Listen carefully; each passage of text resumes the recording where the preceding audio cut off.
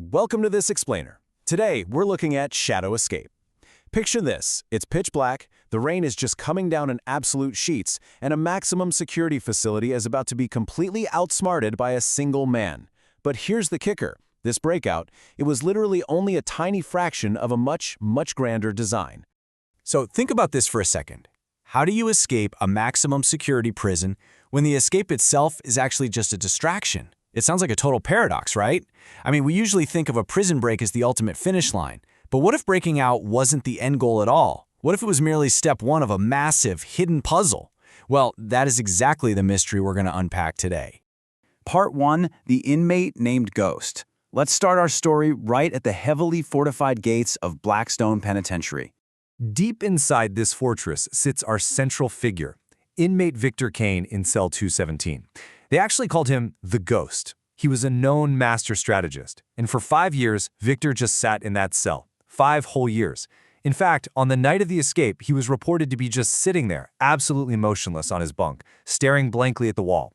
To the guards, he looked like a guy who had entirely surrendered to his fate. But, that's the absolute genius of it.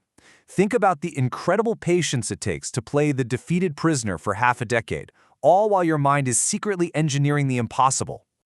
Now, this escape didn't happen on just any random night. It was literally the coldest night of the entire year, right in the dead middle of a massive thunderstorm.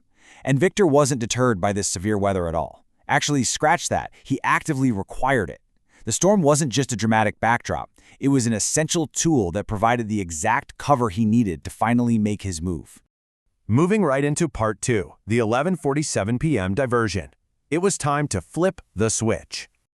You really have to consider the sheer simplicity of his equipment here. We are talking about a maximum security prison, right? Yet the mastermind's toolkit basically consists of a few stolen wires, a simple watch battery, a tiny forged metal key he had secretly crafted over months, and a homemade rope. That's the whole shebang. He didn't have high-tech gear or a team of outside mercenaries. He gathered these completely mundane, everyday items right under the noses of the guards to orchestrate a brilliantly high-tech breakout. Using just those wires and that little watch battery, Victor built a hidden device. And at exactly 11:47 p.m., the prison lights flickered. His device triggered a massive short circuit in the east wing of the facility. Suddenly, alarms are blaring absolutely everywhere. The guards instantly rush toward the east wing to contain what they fully believe is a dangerous electrical fire. It was just the perfect decoy. In one move, he masterfully misdirected the entire security apparatus completely away from his cell block. Notice how incredibly tight this execution window really is. At 11:47 p.m., the short circuit hits. By midnight, which is just 13 minutes later, guys, Blackstone Penitentiary is on full lockdown. He had exactly 13 minutes to completely vanish before those heavy doors bolted shut. And, amazingly, just hours later, he's already completely safe at a warehouse. Let's look at exactly what he pulled off in those frantic 13 minutes. That brings us to part 3, over the outer wall. Let's break down the physical mechanics of this escape route. It's a truly brilliant contrast in action when you think about it. On one hand, you have total prison chaos surrounding him. Alarms, panic, emergency evacuation protocols kicking into high gear. Yet, right in the middle of all that noise is Victor's complete, unbreakable focus. Operating with this cold, calculated precision, he uses that tiny metal key to quietly unlock his handcuffs, right in the middle of the crowded evacuation. So in the total chaos of this fake fire, Victor slips into a blind spot, specifically the maintenance corridor located just behind the laundry room. From there, he crawls through a really tight, narrow ventilation shaft. Eventually, he emerges right above the prison's formidable outer wall, completely ready to descend using that homemade rope we talked about. But remember that massive thunderstorm we talked about earlier?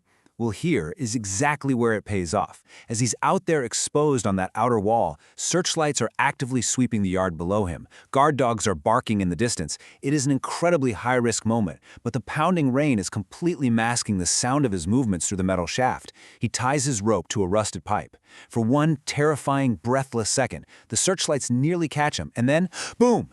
A massive crack of thunder hits, perfectly timed to completely hide his final descent as he slips down into the darkness beyond the wall. The shadows literally swallow him whole. Obviously, the prison's reaction once they finally realized he was gone was massive. Like we said, by midnight, full lockdown.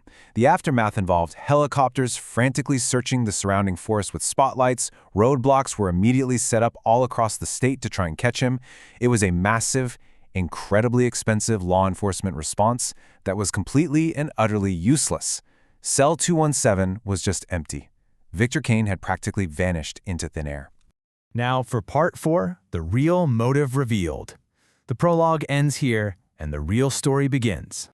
Just hours after the breakout, we find Victor deep inside an abandoned warehouse near the harbor. He opens this hidden locker, and inside, fresh clothes, stacks of cash, and a brand new passport under a completely different identity. He peels off his prison uniform. Now, I want you to really think about the implication of this. You don't just magically stumble upon a custom-forged passport and a fat stash of cash. This safe house was carefully prepared, which means this entire escape was planned well before he even stepped foot inside Blackstone Penitentiary 5 years ago. Looking at his reflection in the warehouse mirror, Victor smiles and says this incredibly chilling quote. "This was never about escaping prison. It was about finishing what I started." Take a second to really absorb that. He intentionally allowed himself to be captured. He literally sat in a concrete cell for 5 years to establish an airtight alibi, or maybe just to wait for the heat to die down, just so he could break out when the timing was absolutely perfect. So, you have to ask yourself, what could possibly be worth spending 5 years in a maximum security prison? Well, sitting right there on the warehouse table is a newspaper. And the headline screams, "Stolen diamond worth $100 million still missing." $100 million. That right there is the true prize. And this brings us to the absolute core takeaway of Victor Kane's brilliant strategy, the master misdirection. He is controlling the narrative on a totally massive scale. Think about it. Right now, every helicopter, every police dog, every state trooper is out there desperately hunting a prison escapee in the muddy woods. They're looking for a fugitive in a highly visible jumpsuit. They are completely unaware that they should actually be looking for an international jewel thief in a tailored suit, a guy who is simply pressing play on a massive heist he started half a decade ago. Which leaves us with this final, very provocative question to wrap up our explainer. Before leaving the warehouse, Victor reaches into his pocket and pulls out a mysterious black key. And no, it's not the little metal key he used to unlock his handcuffs earlier. It's a different key entirely. So what on earth does this black key open? A safety deposit box? A high-tech vault holding a $100 million diamond? The authorities are out there chasing shadows in the freezing rain, while the ghost is already turning the lock on his final prize. So I'll leave you with this. Where would you even begin to look next?